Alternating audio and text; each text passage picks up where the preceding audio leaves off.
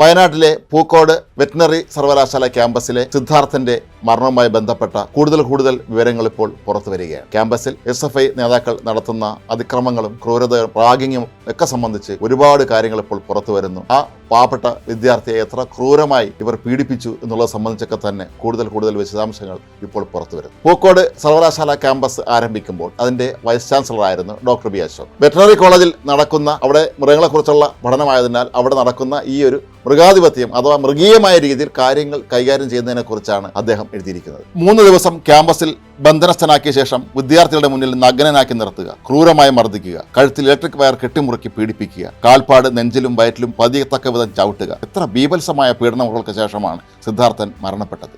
ലഭിക്കാവുന്ന ഏറ്റവും കടുത്ത ശിക്ഷ പ്രതികൾ അർഹിക്കുന്നു. അതിക്രൂരമായി തടവുകാർ മർദ്ദിക്കപ്പെട്ട ഗൊണ്ടനാമോ നാസി കോൺസെൻട്രേഷൻ ക്യാമ്പ് അനുഭവങ്ങളെ അനുസ്മരിപ്പിക്കുന്ന അന്യായമാണ് ഇവിടെ നടന്നത്.